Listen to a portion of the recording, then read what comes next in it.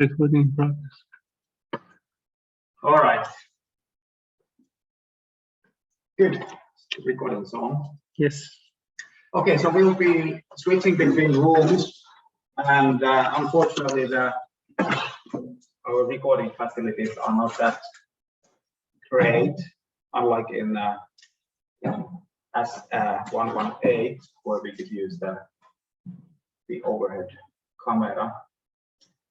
But we will be switching between, whenever I'm pointing to the projected screen, then we'll be sharing the slides. Okay, so please keep following the Moodle page. The updated schedule and the room allocation is there. Okay, today we will finish the review, the point-to-point Mimo, and move on to Mimo uplink. All right, let's continue where we were last time.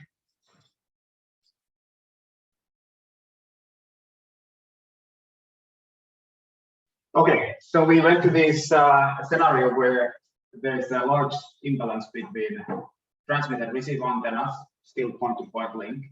We covered the case when number of receive antennas is much larger than number of transmit antennas. So now we could basically we could still assume the same scenario. We could assume that we have a base station with large number of antennas, let's say hundreds, and then we have the user which has less antennas, right? Due to space limits and so forth. So we go at the uplink scenario where NR is much larger than MT. Now we switch the role. So this is the downlink. So MT is much larger than NR. So we have the channel matrix is still a tall matrix, right? Sorry. Now the back matrix, NR times MT. And when we multiply H permission, you can see that the multiplication, the result of multiplication is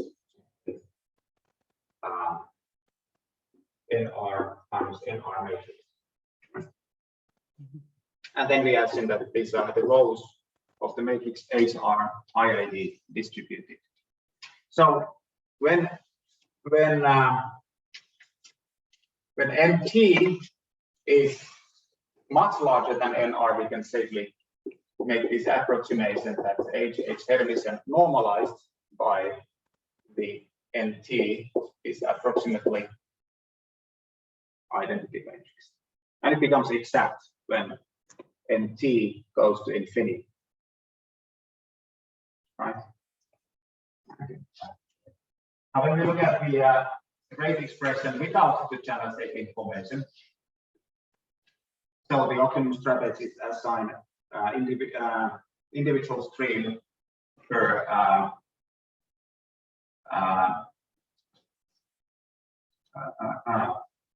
the transmit antenna. The covariance matrix becomes a diagonal matrix. We can see that we don't get any transmit beamforming gain, right? So basically, this matrix here is approximated. So basically, we can move the n sub t underneath of H permission, and this becomes an identity matrix of size NR. So it's an identity matrix. So the determinant of identity matrix or diagonal matrix is the product of entries. So, and all the entries are the same, the diagonal entries. So it's NR times the Gaussian channel capacity. So no gain from large number of transmit antennas in this case, right? You need to have the channel state information at the transmitter to be able to focus the transmitted power if you don't know anything about the channel, basically we are just transmitting omnidirectional.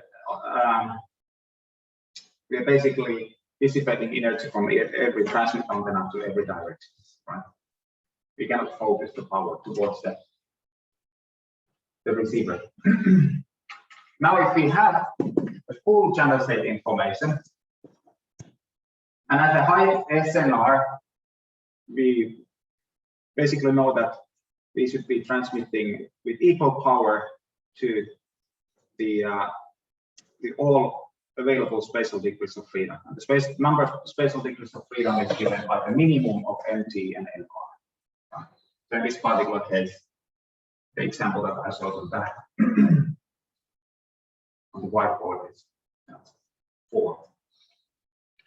Okay, now the expression for the capacity expression with full CSID, as we noticed earlier, is that we have the transmit covariance matrix with optimum shaping of the transmitted signal.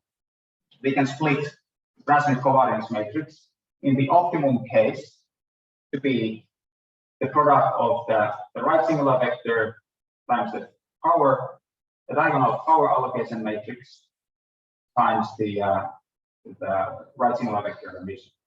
Right, and this is from the SVD of the channel. Now, in the highest NR, the power allocation is basically equivalent to dividing power evenly across the degrees of freedom. It happens to be NR here because NR is much smaller than NZT. Yeah. Now, the V, when MT becomes or approaches infinity, the normalized rows of the channel matrix H become asymptotically orthogonal, right? So as a result of that, the right singular vectors of the orthogonal matrix become match filters, normalized match filters, right? We know that because the columns or the rows of this matrix H are orthogonal, using match filter for one row of that matrix, or the product between any pair of rows in the matrix H is 0, right? Normalized by tensor. So we can safely replace the right singular vector, which is a unique norm. The matrix of right singular vectors it's a unitary matrix with orthogonal columns. So we can just replace that with a normalized version of the channel matrix. Okay.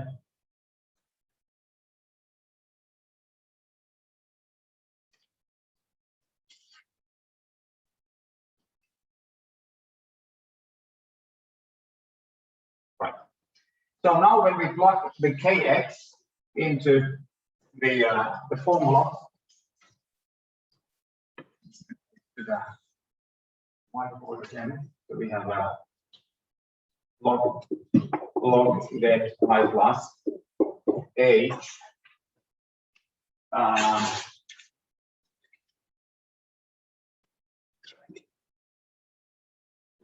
you can take the E over N E and 0 times H emission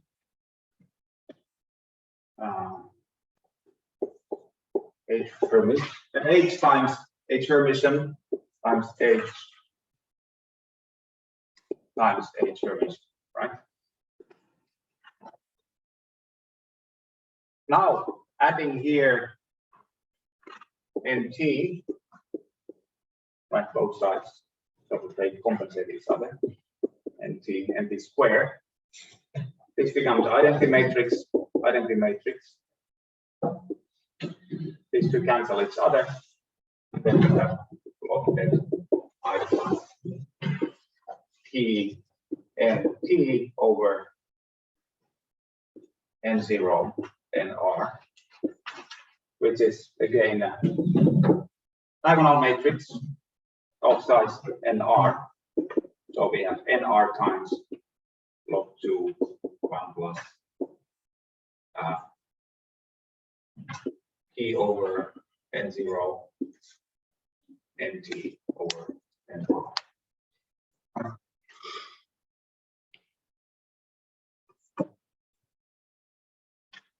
So here we get nt over nr for beamforming gain. This can be significant, of course, when the ratio between nt and nr is large. Right. So this is what happens in the highest nr. So the take-home message here is that when we have an extremely large or sufficiently large ratio between transmit and receive antennas,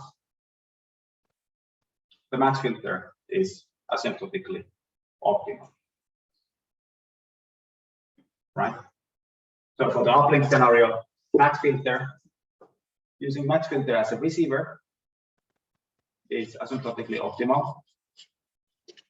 And for the downlink, again, assuming TDD, we can use the same match filter normalized with the proper power allocation for the transmit direction, right? The same filter applies to both ways.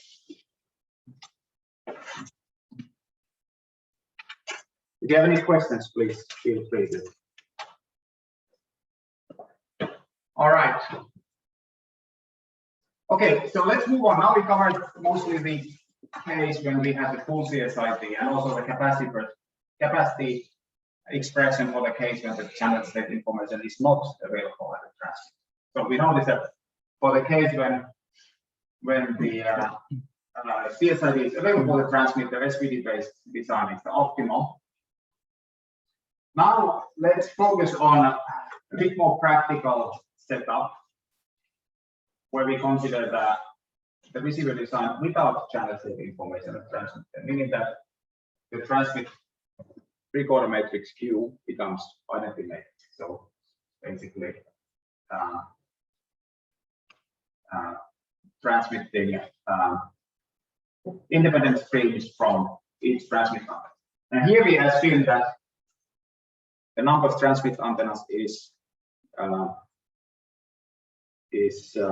smaller or equal to the number of receive antennas, right? If we have more transmit antennas, receive antennas, and we don't know about the channel, then if we want to apply the simple strategies, we should basically do some statistical precoding, or basically, in the simplest case, just choose at most NR transmit antennas out of n sub t transmit antennas, right? So if you have, for example, 4 receive antennas and 10 transmit antennas, but we don't know anything about the channel, you could send 10 streams in principle, and then you should apply some iterative nonlinear receiver to recover all the transmitted streams. But the gain versus complexity is very small, so it's better to, from the practical perspective, to choose 4 transmit antennas out of 10 and then just apply linear receiver like zero forcing on enemies. Okay, so we will look at the two special cases, zero forcing and MMSC, very briefly. Of course, we discussed this much more in detail in wireless communication tool. It's just a recap of that.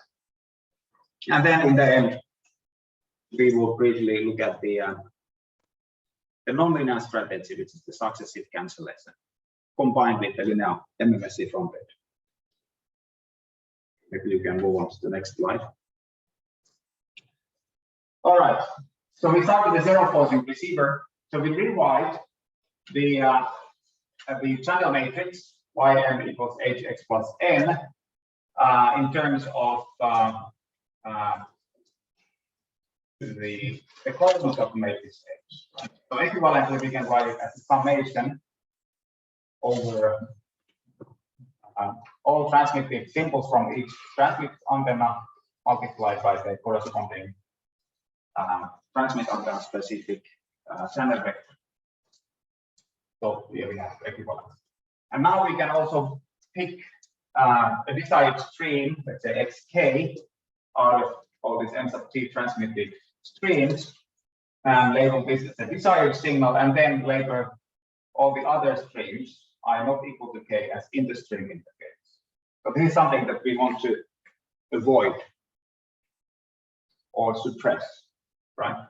So if we have the zero forcing strategy, what happens is that, provided that we have enough degrees of freedom at the receiver, meaning that NR has to be at least as large as n sub t or number of streams in general, we can enforce this to 0, right? And then we have only noise left. Of course, this enforcing this to 0 will affect the channel gain, because you are kind of altruistically just focusing on enforcing this component to 0, while not really caring about the desired signal component. Of course, the optimal strategy is somewhere in between. Another option here is to use match filter, right? So you could just, if you are interested in maximizing this component, right, the receive filter that maximizes this is, and that can be proven by Cosins-Schwarz, is matched exactly to that channel, right? So if you use match filter as the receiver, it's a HK permission, then this first component is maximized, but you don't have any control for the second component, right? We notice that in the large system regime, when we have huge number of receive antennas with respect to transmit antennas, the product between HK permission, HI, and normalized by the receive antennas goes to 0, right? So this means that match filter is asymptotically optimal, right? Because the rows or columns of the matrix become orthogonal, asymptotic, but only in the asymptotic region. All right, so we have these two extremes, match filter and zero forcing, and then we will have this MMSV, which is the optimum from the epsilon perspective, or MMSV perspective, which are equivalent. Okay, so interference nulling or zero forcing, we want to project the received signal Y to the subspace. It is orthogonal to this interstream interference. So there is actually a figure if you go forward a little bit. So this figure here. So this interference subspace is described by this HI not equal to K, right? So this is the space, and then our receiver is just projected to be the orthogonal complement of that subspace, right? And if we have the signal, the desired signal pointing this direction, so the match filter should be matched with this direction, right? Obviously, if this signal happened to be close to or approximately orthogonal to the interference already, the loss from this zero forcing or nulling operation would be small. But if the signal direction happens to be aligned with the interference subspace, what happens is that the projection operator basically projects this match filter, this signal direction to the null space, right? So the channel gain decreases, right? So in the extreme case, the signal direction is aligned with the interference subspace, the projection is 0, right? Okay. And that's, of course, then nothing goes through, right? It means basically that signal direction is actually a linear combination of all the other vectors in the interference space, right? So the rows are not, or columns are not linearly independent, right? So the rank of the channel matrix would be smaller than min of NR. Okay, so now if you, of course, we already noticed that if you have a system of equations, maybe you can switch back to the whiteboard. You have a system of equations.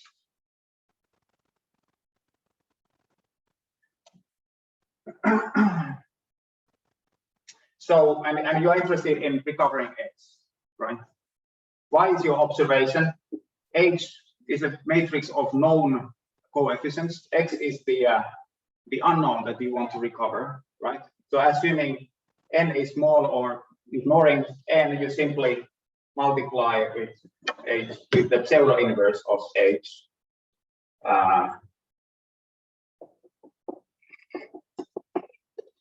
From the left, right? And you can recover H.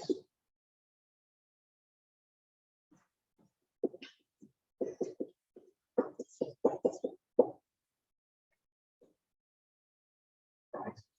So these cancel each other, and then you have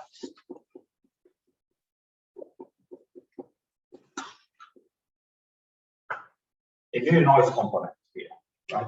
The n tilde, right? Of course, if this n is very small, this doesn't have any impact. Okay, so this is kind of a straightforward solution for a system of equations, but you can express that as a, now you can switch back to the slide, go to the next one. You can also arrive to the same solution by assuming again the noise is small, and then you want to find a solution x hat that minimizes the residual between h x hat and the observation y, right? And you call that residual, the squared residual, and you can just expand it and then differentiate with respect to, you know, from left or right, and you get a and set the gradient to 0. You can solve the x hat from there. You get exactly the same solution. You get the children, right? It's just another way to see it. So you get the same expression in the end as, you know, solving the system of equations directly. Of course, when we have square matrix, H permission becomes equivalent to the inverse of H directly. And obviously H has to be invertible, meaning that the rows and columns of H has to be linearly independent.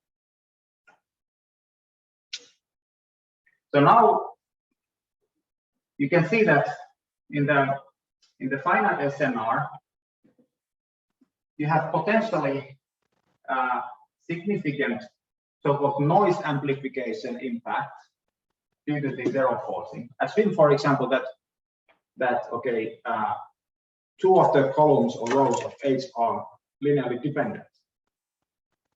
It means that the eigenvalue decomposition of H permission H has 0 eigenvalue, right? Mm-hmm. So you can actually decompose this one using eigenvalue decomposition to be inversion of the singular value square, right? So now if the singular value here has a 0 value and you invert it, that goes to infinity, right? So this means that the noise goes to infinity, meaning that SNR goes to 0, right? So you cannot get anything true, right? So that's why H has to be, basically H is not invertible because it has 0 eigenvalue. So H has to be full rank, and NT has to be smaller or equal to NR. If NT is larger than NR, then this one will have dimension NT times nt times nt, right? And since the rank of the age is nr in this case, which is smaller than nt, it will have a 0 eigenvalue again, and infinite nodes after inversion. Okay, move on. So in general, when rank of h is less than n or nt, can we decompose it and again do something? You cannot do anything. If you intend to transmit more streams, then you have decrease of freedom. No, if we decrease the number of streams. Of course, then you have to always go back to. Of course, let's assume that for some reason, 2 rows or columns of age happen to be linearly dependent. You can simply so remove it. Okay. Or you can do some processing, basically reduce the dimensions. Okay. Right.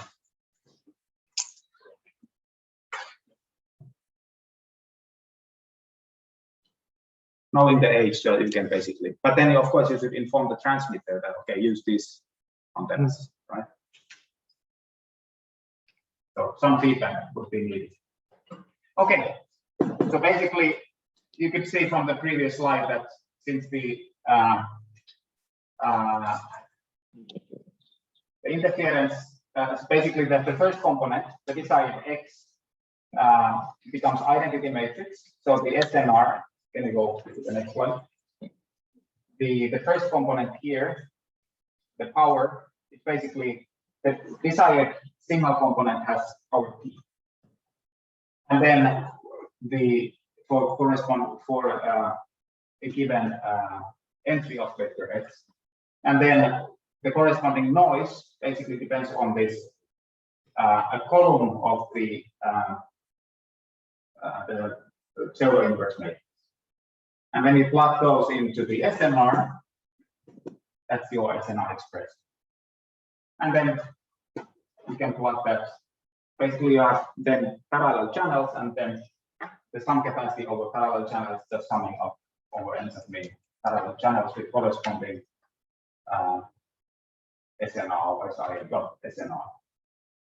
And if you have a fading channel, that's just taking expectation channel realization. All right, so this is the zero forcing. Now let's move on to the optimum strategy, optimum linear strategy, assuming Gaussian input distribution. It's so-called MMSC receiver. It minimizes the minimum mean square error, but it can be shown also to maximize the signal to interference noise ratio. So these are the they are from the SIR perspective, a filter that minimizes the MMSC is equivalent to a filter that maximizes the SNR, right? But the filters itself are different, and a filter that maximizes the SINR is not necessarily one that minimizes the MMSC. It's confusing, but we will discuss this a bit more later on. All right, so we covered the zero forcing and match filter. So we can basically back to we have hk xk plus I not equal to k.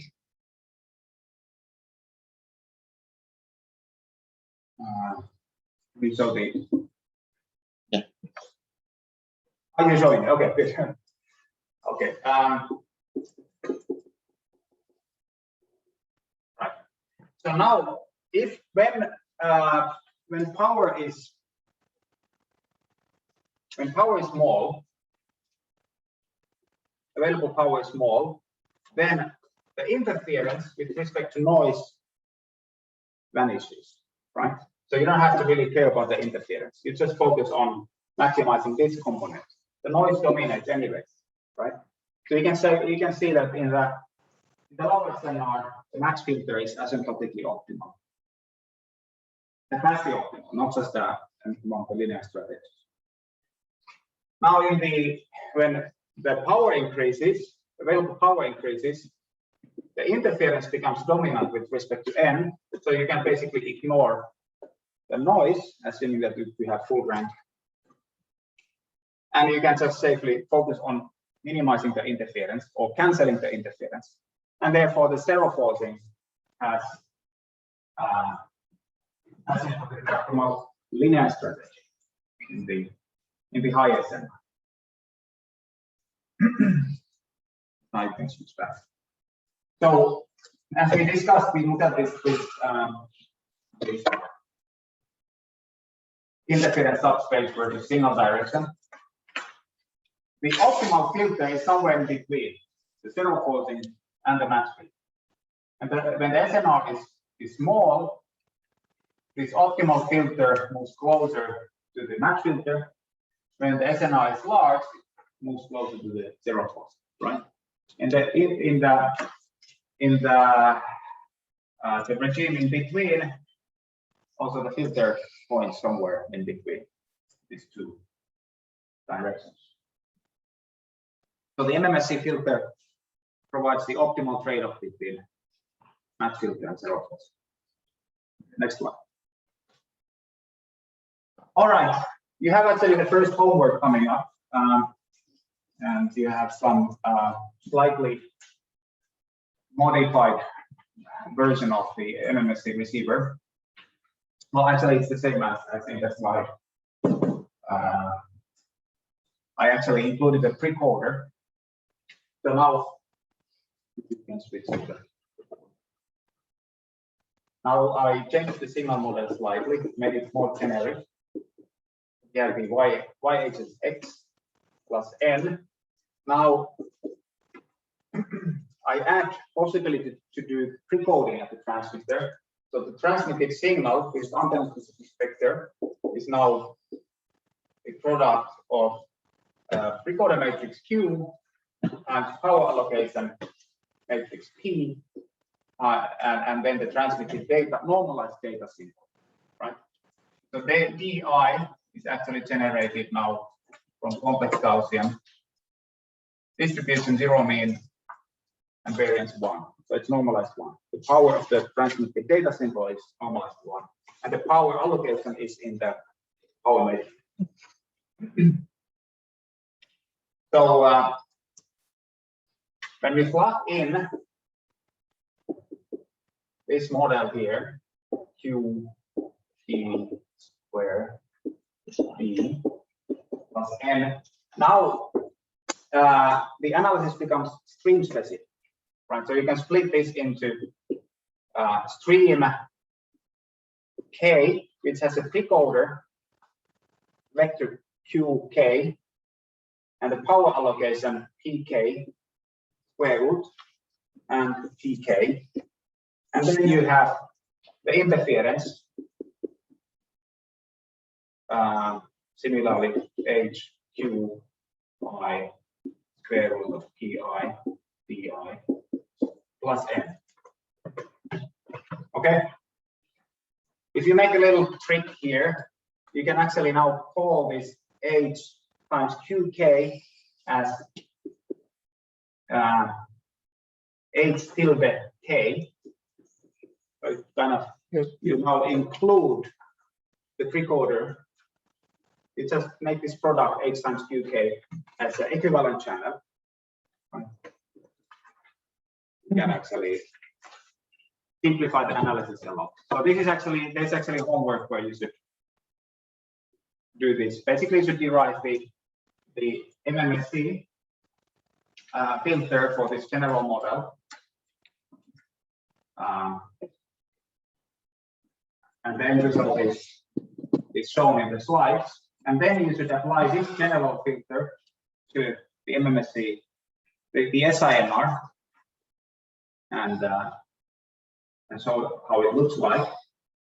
But if you apply this trick, it's fairly simple to do. And then in the homework, you have also this one special case when you apply Q to be equivalent to right singular vector V, meaning that we know the channel at the transmitter, and then applying this into the general model and trying to come up with the simplest possible expression of the SNR as well as the MMSE. So of course you know that if we apply the right singular vector as a transmit recorder, the left singular vector is the optimum receiver. So what you will see that if you apply this to the MMSE expression, it's from the SNR perspective, or the MMSE becomes actually a scaled version of the left singular vector here, right? Confusing? Well, when you do the math, you will see. Okay. It's fairly straightforward matrix algebra. Okay, what you can start with, you can instead of working in the vector space, this is actually the sum MSE formula, right? We want to find a matrix W that minimizes the sum, let's say, mean. The expectation is the mean square error between the transmitted data symbol and the received estimate we have. And then since we have this norm here, we sum this MSE, the error terms over all the transmitted symbols, right? But we can also write this beamformer specific. So we can focus on a certain transmitted stream K, right? And express this as an arcmin WK expectation of absolute value. This is just now one. This is just a mean square error between one transmitted symbol TK minus WK Y. Applicate Hermitian Y. So after doing all the steps, it is fairly simple. You just start expanding. I'm giving you the solution almost already. Conjugate, expand, get t square minus all the cross terms. Then differentiate with respect to WK from one side. You will get, in the end, you will get something, well, similar to this one. Instead of in the matrix form, the end result will be WK equals, the inverse is exactly the same.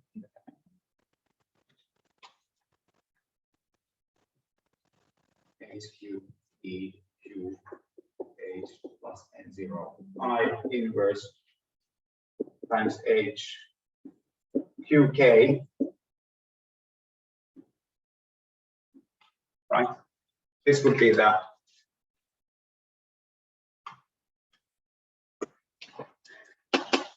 the optimum string specific receiver. It's just one column of matrix W, right? Clear? Okay. Now, if you assume non-CSIP, basically the transmit covariance matrix becomes identity matrix. This QGQ becomes identity matrix.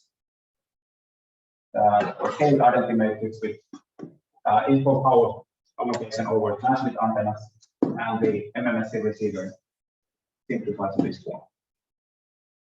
Okay, next one. So we already noticed that low SNR, the MMSE filter is equivalent to match filter, high SNR equivalent to zero crossing. You can simply see that by looking at the expression of the inverse term. One of the terms become significant, another one insignificant, and can be ignored. Okay, now if you plug in the MMSA receiver into the general SINR formula,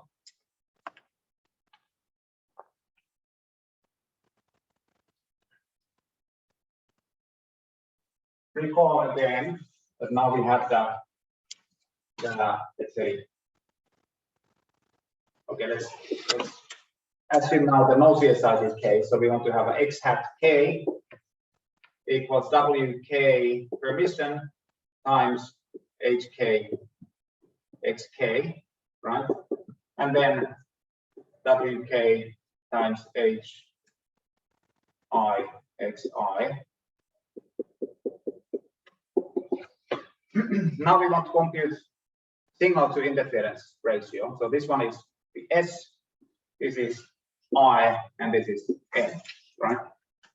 So the SINR is simply S squared expectation over expectation of I plus N squared, right? Signal power over interference plus noise power. So when you plug in this into the SI, you can see already that okay, we have the numerator, we have the desired part, and the denominator, the undesired part, and expand. Now when you plug in the W, the optimal W, you can see it after some steps, which are also included in your homework, which is almost the same as in the wireless communication 2, but with this extra complication that we have to pre-order. So if you have the solution from the wireless communication 2, you can safely use that and then just expand that with the extra Q pre-order aspect. So when you plug in the optimum receiver here, the SINR simplifies to that form. And that's easy to see when we actually look at the max SINR solution, where we split. So let's have a quick look. So we have the desired part, then we have the undesired part plus noise. Are you showing the screen?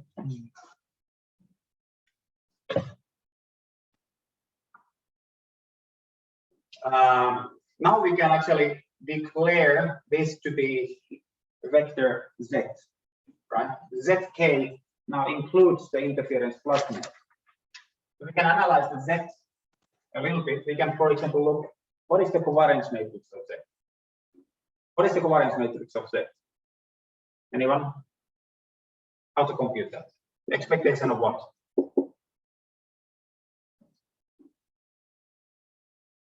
The Hermitian. That's a Hermitian. Zk Hermitian, right? It's a column vector times row vector and taking the expectation, you get the covariance, right? So that's actually, we can call it, let's say, capital Zk. And when we plug this in here, you can see that this is actually summation over I not equal to k hi pi plus n0 I. So this is the covariance matrix of Z, right? So now, so basically Zk follows complex Gaussian distribution, zero mean with covariance capital Zk. Okay. So it's colored Gaussian. So it's not anymore white Gaussian noise. So equivalently we can express this hk xk plus zk. Okay, it's the equivalent model from the stream k perspective. Okay, so now we would like to actually make this interference plus noise to be white. So what can we do? Someone recall? What should we do to make Z to widen Z? Diagonalize. Make it diagonal. How? What should be? How should we process Y to make zk Like SCD. y Multiply with the square root of the. multiplied by square root inverse of z k, right? So if we multiply square root inverse of zk from the left, so we get zk square root inverse plus zk square root inverse. So we can call this z tilde k. Now when we plug in, now when we look at the z k tilde covariance matrix of this one, plug this one in here, clearly zk inverse square root multiplied from both sides, it widens. So basically this follows complex Gaussian distribution, zero mean with identity, so variance one. So now we have this new equivalent model.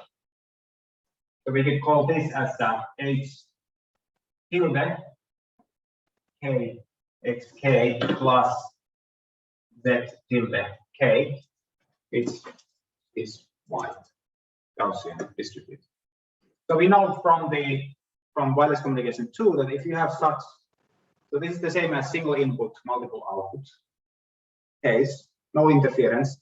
The optimum receiver strategy is the one that maximizes it's matched to that equivalent channel HK. So when you now multiply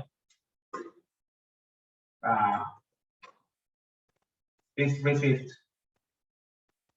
y tilde from with its match filter, meaning that now you're multiplying h tilde k remission y tilde k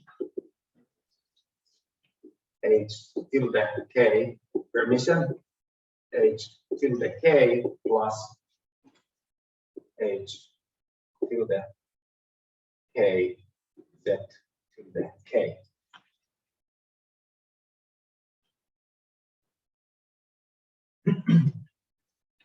And when you expand this one, you will see that what we have here is h k permission z k inverse h k, and similarly here h k z k inverse n k. Right?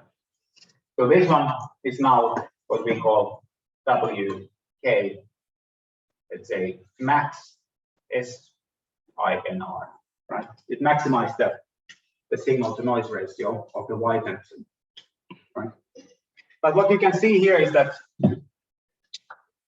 the Z does not include the K term, right? So it's not exactly the same as the MMS, true MMS derivative. But it can be shown to be the same from the SINR perspective, and that's where you have to use the matrix inversion lemma. You plug in the true MMSC over there, do some steps there, see that some of these terms cancel out, and you get that SNR expression. So actually, when you plug this version, okay, let's call Z actually RK, because we call it also in the slides, we call it RK. That is RK. Okay, so when we plug in this new beamformer W, which is the max SNR W, into the SNR formula, gamma K, PK, and then we have HK Hermitian, RK inverse, HK Hermitian, RK inverse HK divided by HK Hermitian, RK inverse RK times RK inverse these cancel each other. This and that cancel each other. Right? So what we have is PK, HK revision, okay, which is the SI, right? So this is the simple, when you just plug in the max SI analysis receiver into the SI formula, you get directly this solution. But when you plug in the MMSC filter, it's less straightforward. You have to do some processing, but we will end up to the same. But now in your homework, you have to use this equivalent pre-coded model, tree-specific model, not antenna specific. Okay? But you can do it by making this simple change of variables that we call h times qk to be h tilde k, right? And then it plug and play. Okay. All right, let's take a little break, 5-minute break, and then we continue with the brief discussion about MMSC and move on to the model.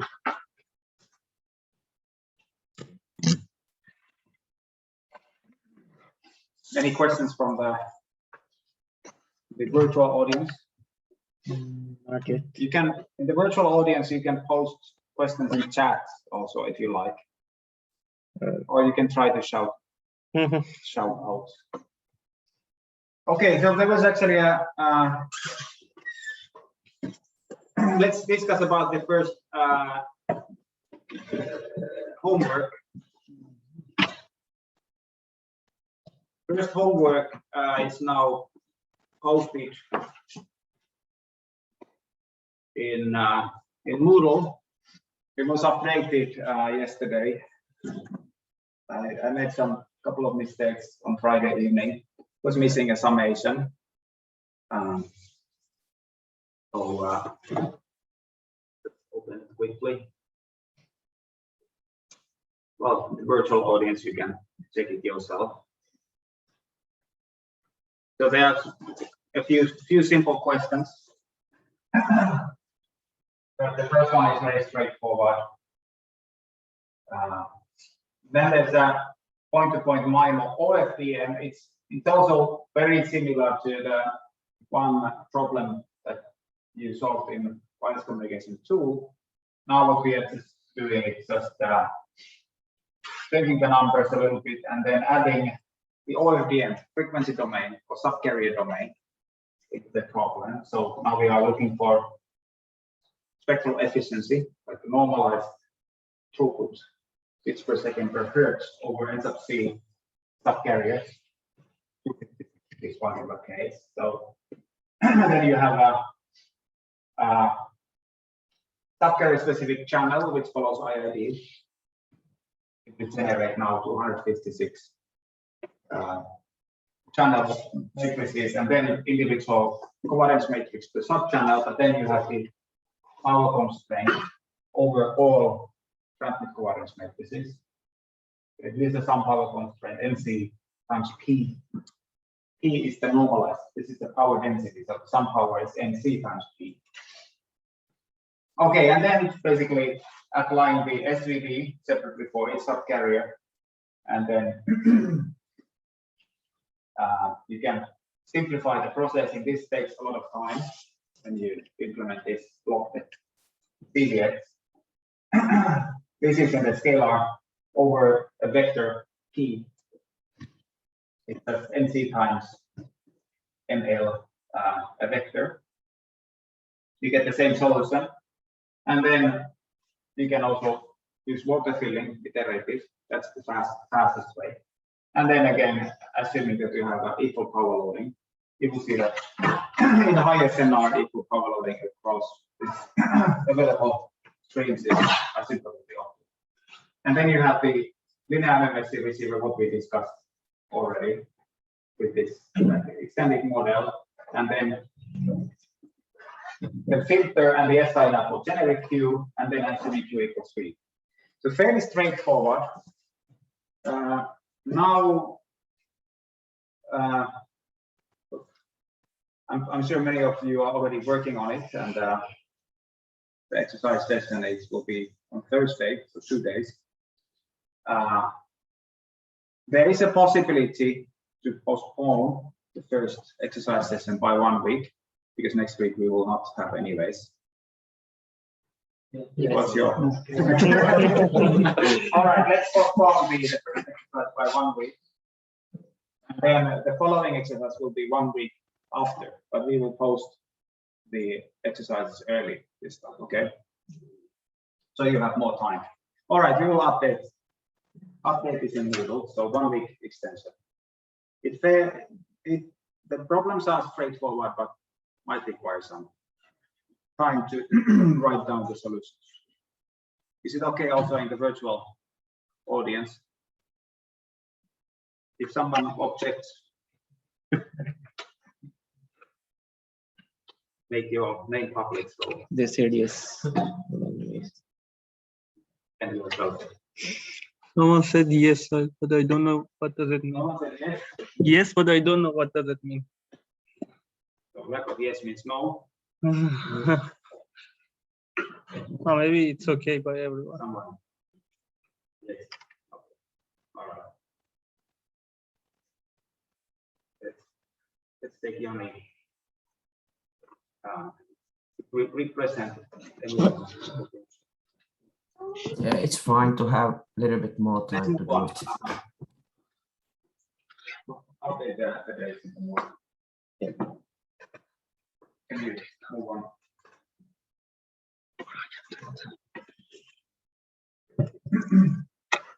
Okay, so MMS is sick. This also we discussed a lot in the wireless communication tool. It's just it's a simple vector domain extension of the successive interference cancellation. What we covered a lot for the multi-user case, a single and multi-user case in wireless communication tool. So now we have a cascade of linear front end. So we pick a certain order, decoding order. For example, in our like the received signal as y plus h1 x1 plus h2 x2 plus h3 x3 plus h4 x4 plus n, right? And then we assume a decoding order. You can switch to that. 1, 2, 3, 4.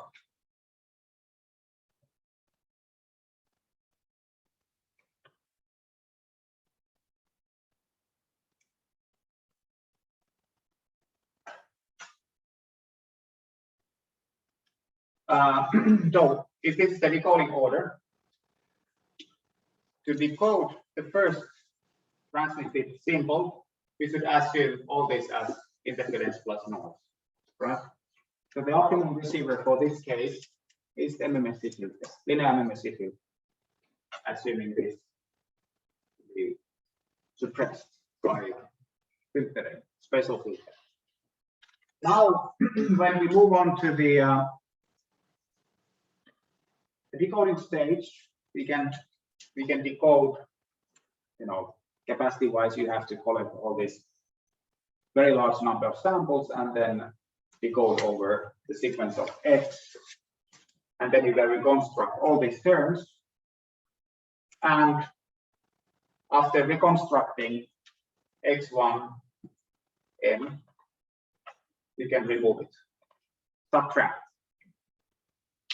And then you can move on to the next one. So you have an equivalent signal model y2, h2, h2 plus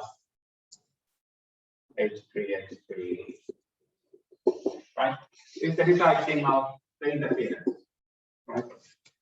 The optimum receiver is now, again, linear, but without this term, right? So we have W2 is sum over I from 2 to 4.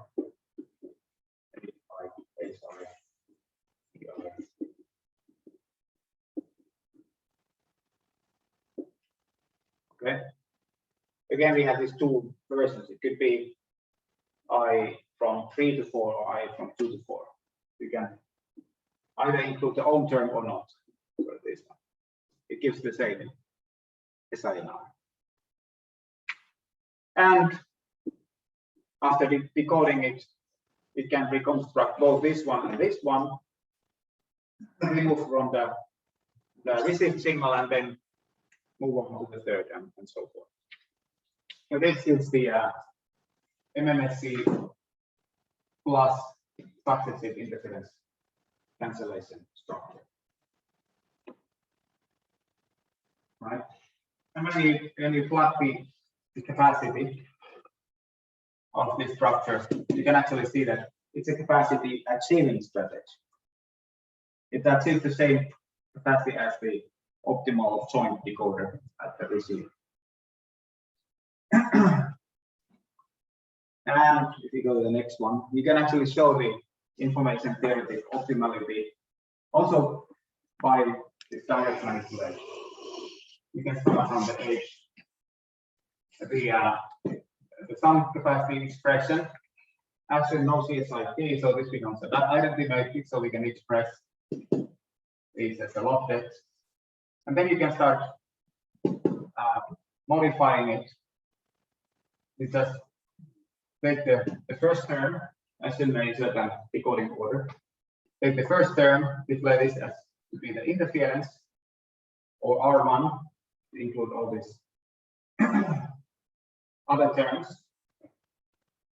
Multiply. This is the R1. You can split that into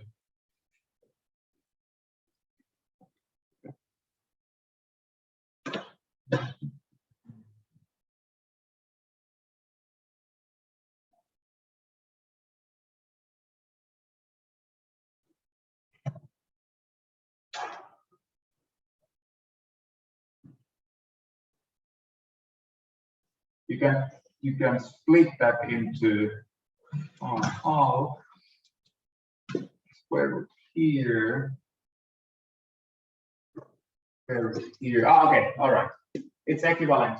So basically, when you multiply this one from both sides, this becomes R1. This term here becomes this term here, right? So now you can apply that A plus B, because that B plus A will fit to the other side, and then just focus on, just collect this term here and R1 here, and applying here log that I plus CR equals log of 1 plus RC, we get the SINR. This is the SINR of the first decoded symbol, the linear content. This is the remaining, and then you can just move on using the same steps, and we can express it as log 1 plus gamma I MMSC. Obviously, the gamma I MMSC slightly different than gamma I MMSC. PK HK Hermitian, but here in the inverse we have only H summation of I larger than, sorry, I larger than K, HI, PI. That doesn't include the already decoded. Okay. Okay. And similarly, the optimal receiver, WK, will be already.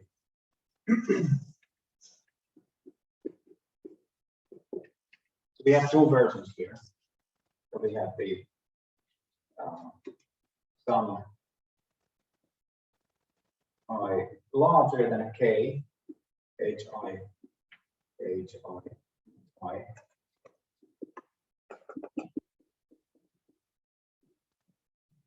or larger or equal. And this is the true MMSC. The other one is the SNR, max SNR or SINR version. From the SINR perspective, both are equal. All right, let's move on to the multi-user case because we have exactly the same structures there. Let me share the lighter screen. We spend a little bit more time on this manipulation there because it's equivalent.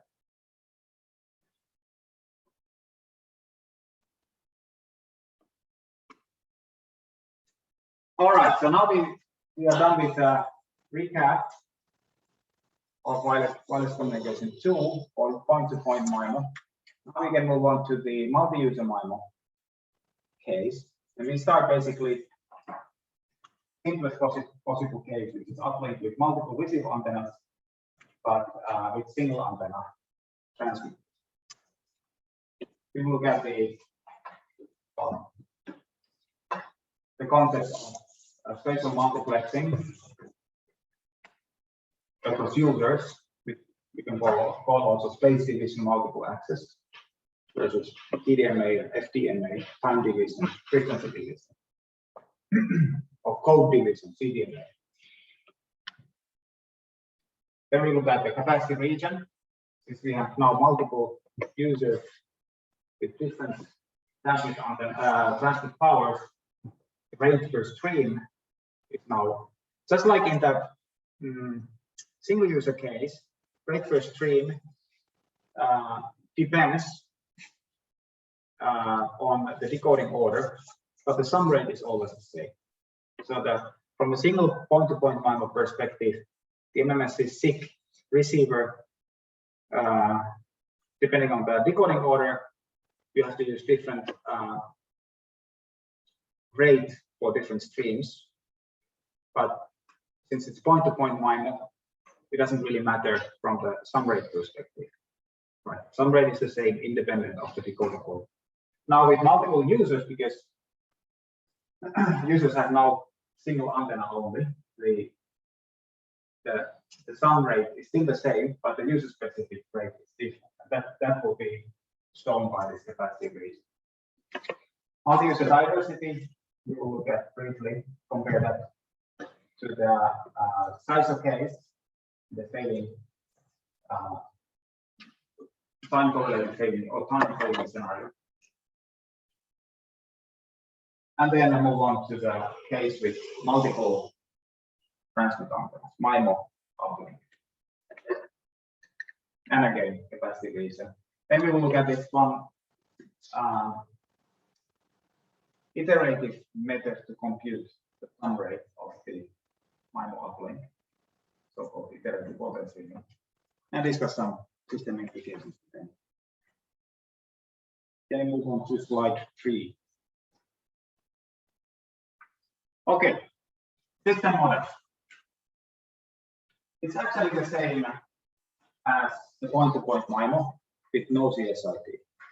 Now what happens is that so in the point-to-point MIMO with no CSIT, the optimal strategy was to assign independent stream to each transmit antenna, right? But transmit antennas were located in the same device. Right?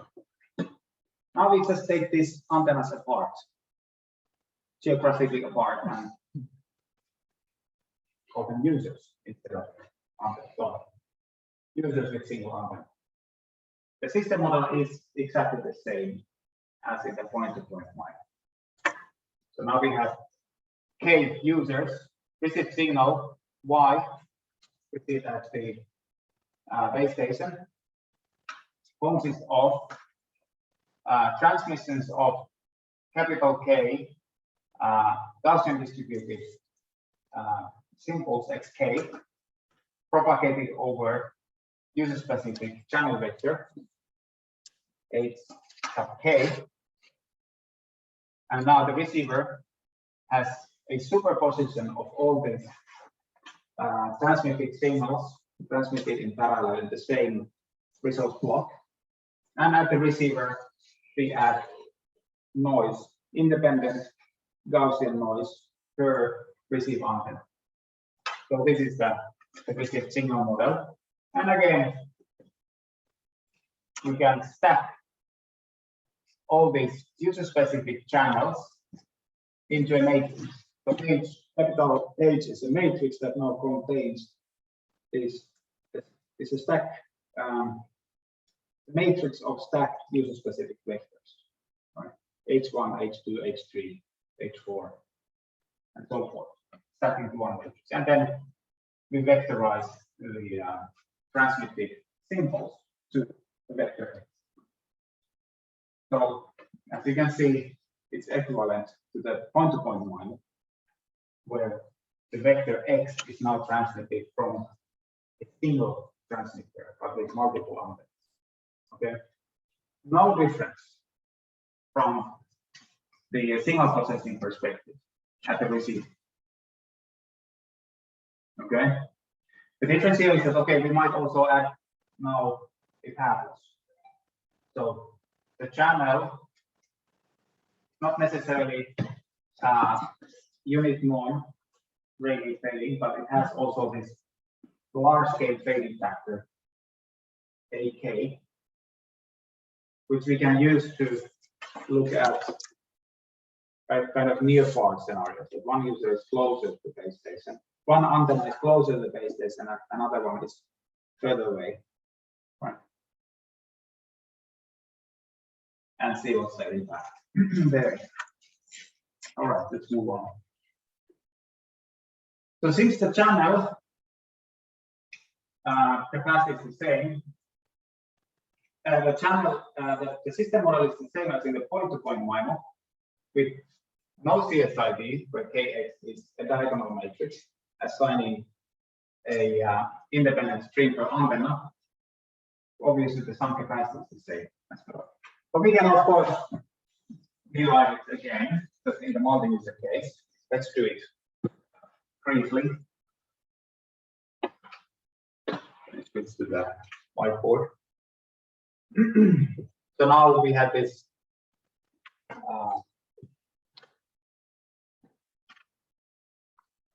general model sum h k x k plus n. And now we want to find the sum rate between transmitted signals and the received signal.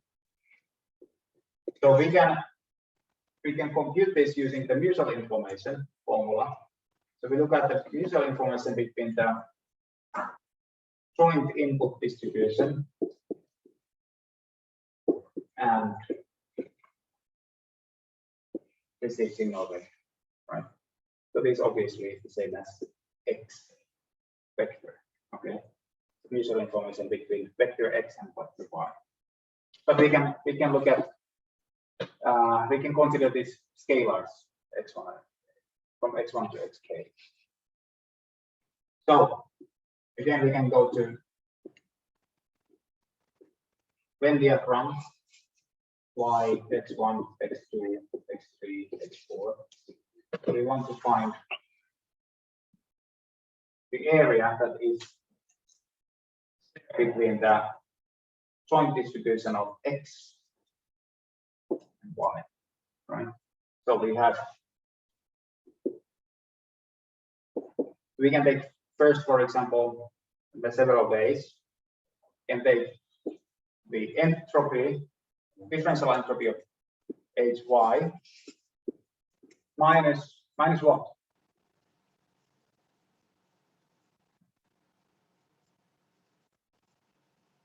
What should we subtract from hy to get the shaded area? Minus what?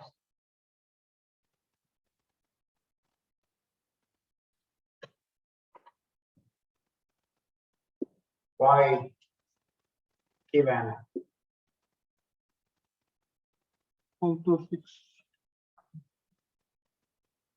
y given x1, x2, x3, y given x1 to xk. Okay,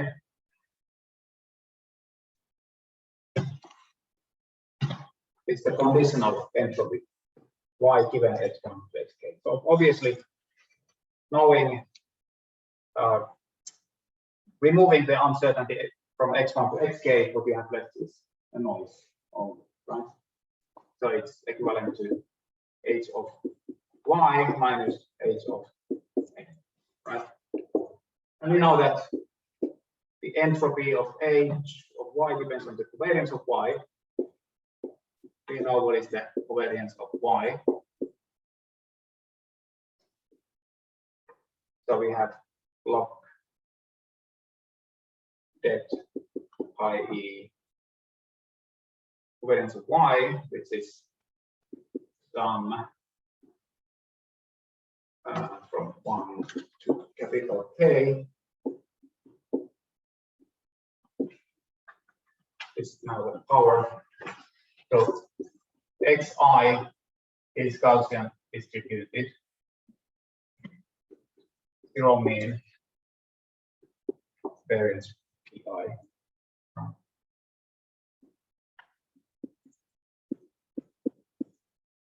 Minus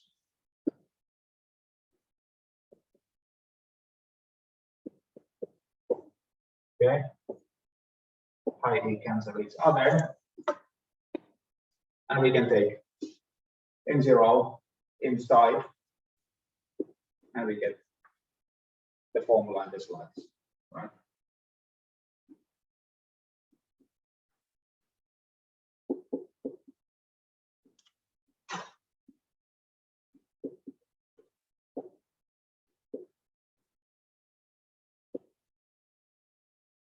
That's the summary. Same, exactly the same as in the point-to-point case. But unlike the point-to-point case, the pi was equivalent to sum power p divided by the transmit antennas. Right? We have now some power available at a single device divided by equally over the transmit antennas. Now we have antenna-specific power constant p of k. Okay.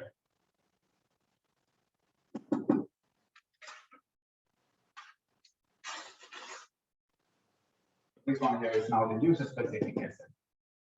And again, we can split that, just like in the previous slide, we can split that into the MMSCC expressions. And the receiver strategy is the same as in the point-to-point MMSC followed by the SIG receiver. That's the sum capacity. Can you move on? Okay, now can you switch to the whiteboard? Let's recall the Gaussian uplink, point to point. Sorry, a single antenna multi-axis channel. Right? We have single antenna, two single antenna transmitters transmitting sequence of data.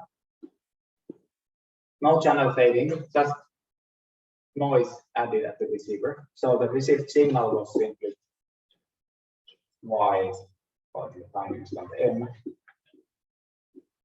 x1 m plus x2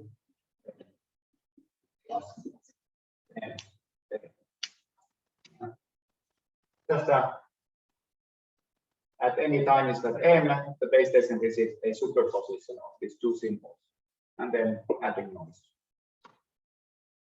Okay, that was the simplest case. And x1 follows Gaussian distribution, zero mean p1, and x2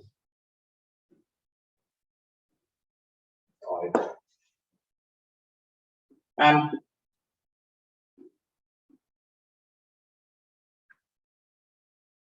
since these two users have now individual power constraints, when we use the successive interference cancellation, we could first think what would be the optimum, what would be the maximum capacity, the maximum rate available for user 1. So that would be the case when user 2 is removed, meaning that user 1 is decoded last. So that would be the maximum rate, log 1 plus P1 and 0 for the user 1. Right? User 2 does not exist. Similarly, for user 2, the maximum is log 2, 1 plus P2 and 0 when user 1 is decoded first, removed, 2 decoded last, without interference from user 1. Okay. Now the sum rate, similarly as we can compute the sum rate, useful information between x1, x2, and y. That is a simplified version, the one that we already did. Log 2 corresponds to these 2 points here. That's simply log 2, 1 plus P1 plus P2 over M0. This is the sum rate. And now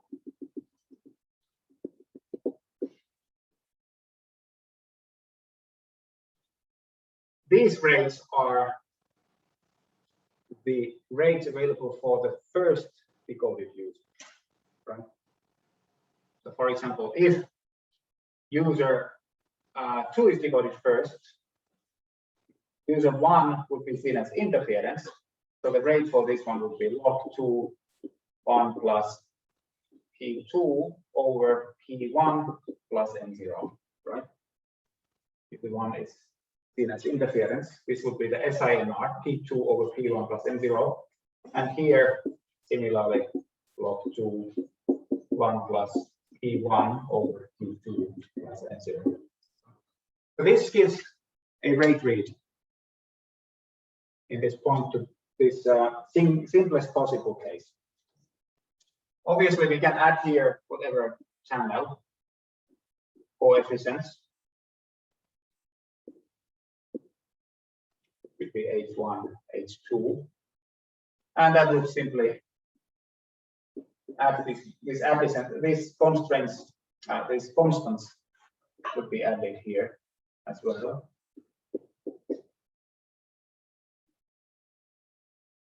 H1 and so forth. Right. Okay, so any point inside this, so any rate allocation that is inside this rate region is feasible, can be decoded at the receiver, right? Any point outside cannot be decoded, right? In principle, this point here could be achievable by user 1 if that somehow was if the user 2 was removed. But since the point is outside the rate region, the first user cannot be decoded, right? Even here, right? This point here would satisfy these two rate constants. So basically, what I forgot. So basically, you can express this pentagon here with 3 constraints. Like this is R1, R2. So R1 should be less or equal to log 2, 1 plus P1 over M0. R2 less or equal log 2, 1 plus P2 over M0. And then R1 plus R2, which corresponds to this curve here, R1 plus R2, will be below log 2, 1 plus 1 plus P2 over M0. So we have these three three constraints.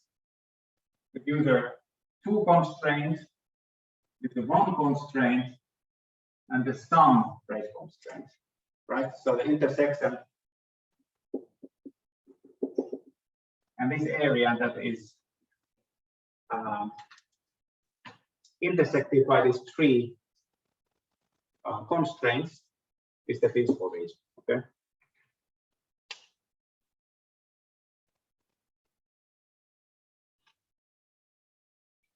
So the same discussion applies just the plug and play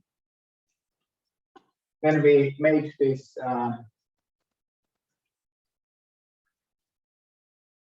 when we add antennas to the receiver. Right now we add multiple antennas to the receiver. Receiver becomes a vector. Now we have user-specific channel vector, and the noise is also there. Exactly the same analogy, right, as for the single antenna base station case. So again, we can start with the question that what would be the maximum rate that user one can communicate with, the one where the interference is removed, right? So you can express it as an unusual information between x1 and y given x2. x2 is removed. We can compute that now. Usual information between x1 given x1 and y given x2. Right, so we can go to Venn diagram. We have y, we have x1, and x2. Now we are interested in this area here. Usual information between, this area. Usual information between x1 and y given x2. So y given x2 is this area, and x1 is this one. So this area here is the one spread between these two variables, right? So we can compute this as, for example, as a entropy of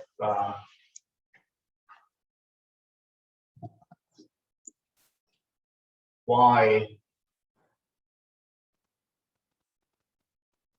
given x2 minus entropy of what? Y given this area. What is it? X1, X1, X2, right? And then we just plug in. Again, we know that it's a vector. We have a log det of IE of covariance of that one, which is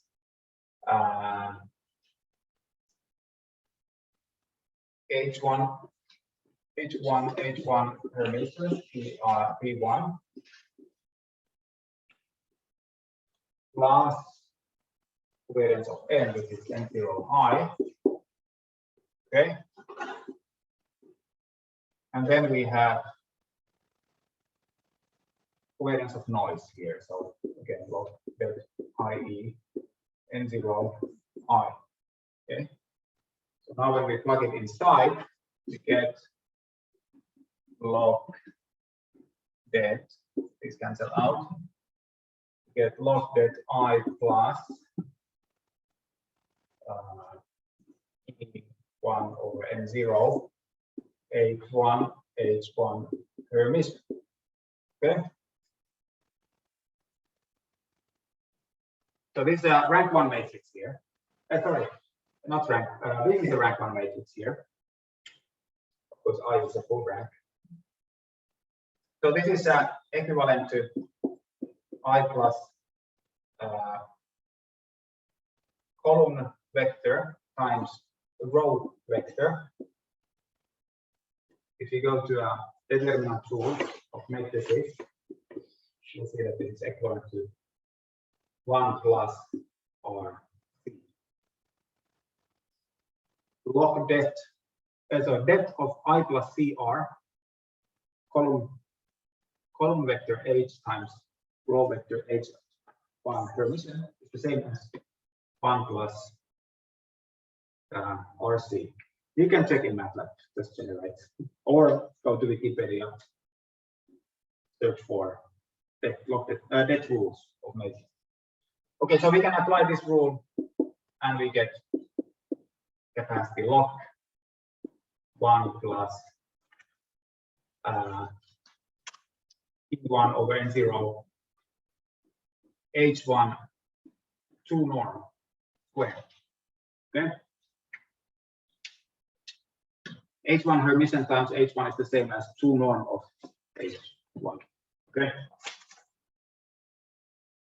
So this is the capacity. It's the upper bound of the capacity, which is the same as if this user was not there at all. The same as capacity of single input, multiple output channel using match filter as the receiver, right? Match filter is the optimum, so you can see that. H1, H is the optimum receiver and output because there's no interference. Right? Similarly for the user 2, X2 and Y given X1, just change the indices and you get the same result. And the sum rate we already computed, right? So these are this new. Can you move on? Sorry. You can share the slide. So when you plug in these formulas, you get these 3 constraints.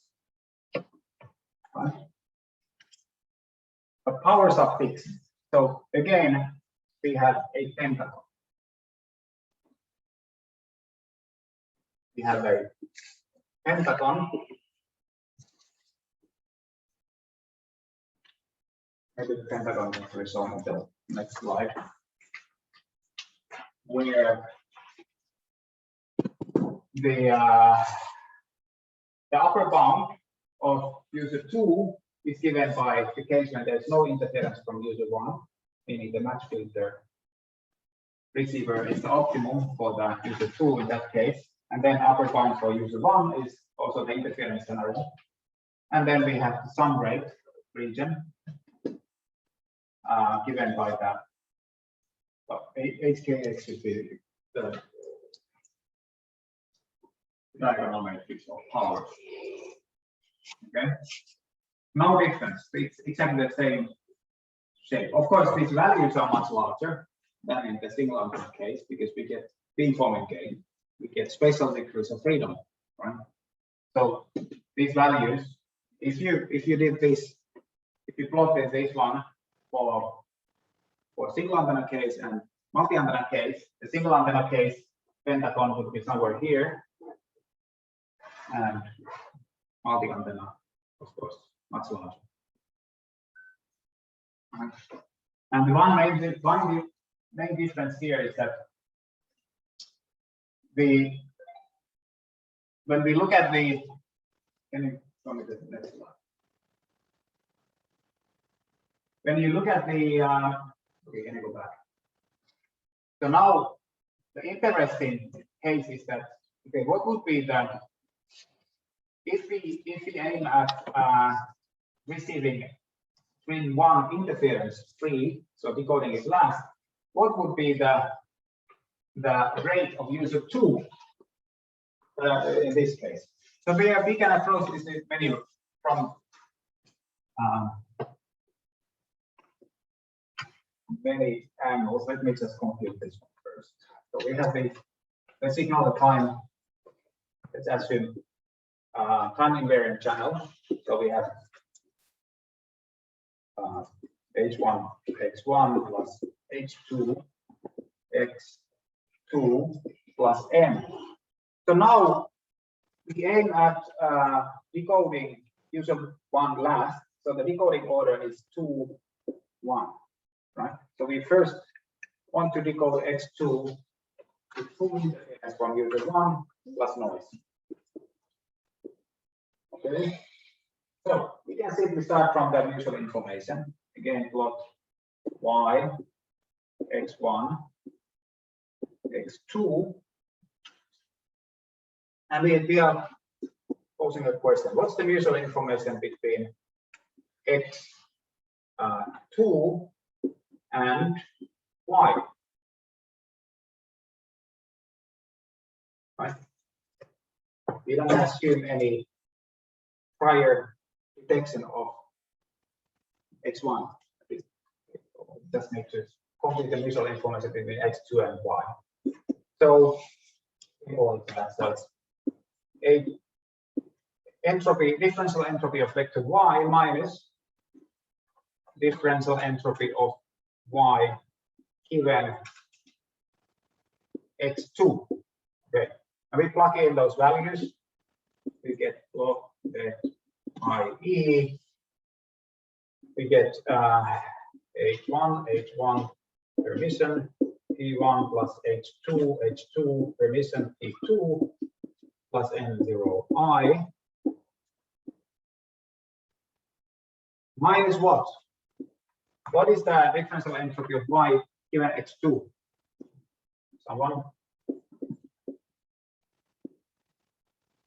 Expectation of the covariance of h1 x1 plus n. Yes. What is it? Yes. So basically, it's H1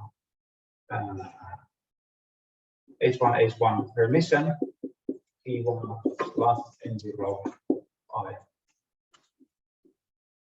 Okay.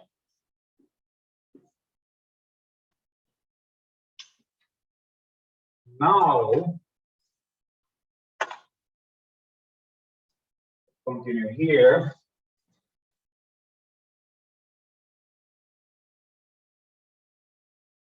Okay, so we have, let's take this minus, let's change this to plus, and then we have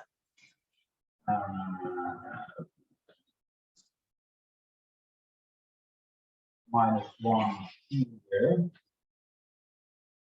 Okay, and then we can take both these terms inside the same block. So then we have block det H1 plus H2 2 plus N0I, and we can take them also inside the same det element. Det A times det B is the same as det of A times B. Okay, A is B. So here we have an inverse, so we have H1 listen, P1 plus N0I inverse, right? This is now the rate of user 2.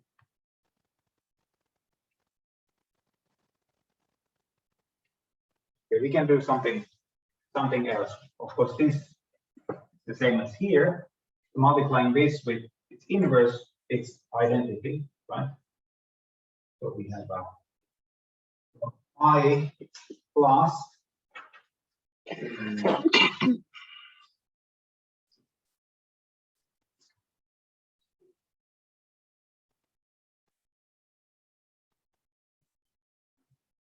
H1 P1 plus N0I inverse times H2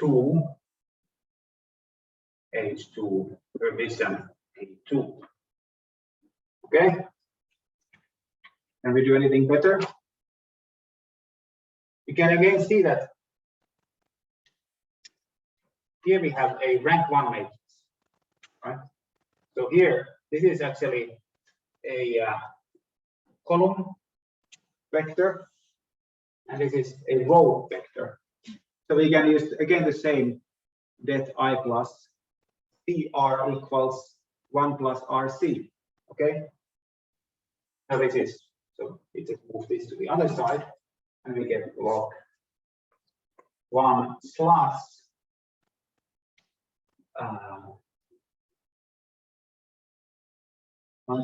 H2 permission P2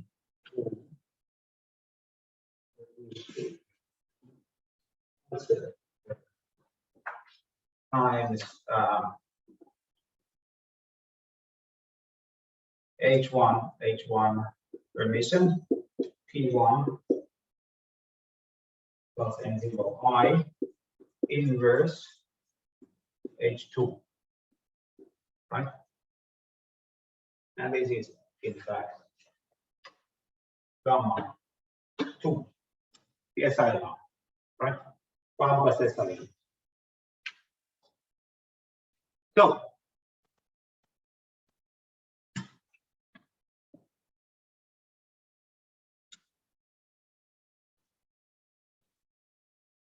just by direct manipulation, you can get the rate of user 2 in this case at the output of the MMSC filter, right? You can see that you get the same structure as if we started from the MMSC filter directly, right?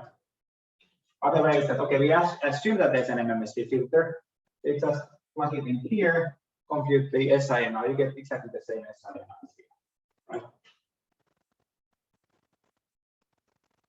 The other way is to look at the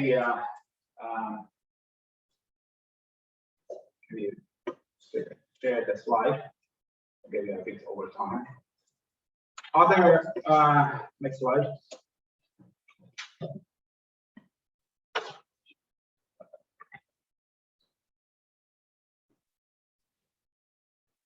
Look at this pentagon, right? So we have these two rates.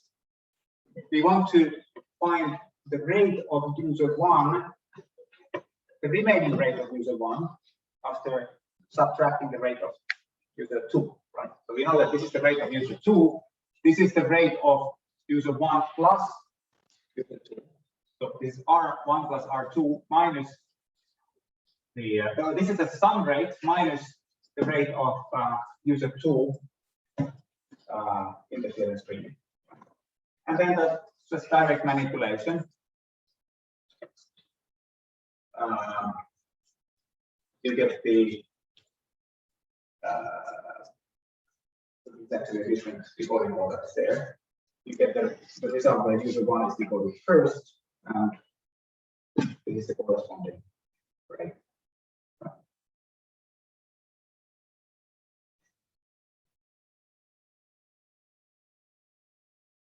All right.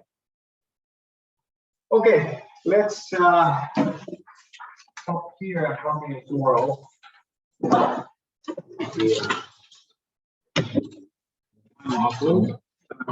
Tomorrow will be in M101, right? 10:15.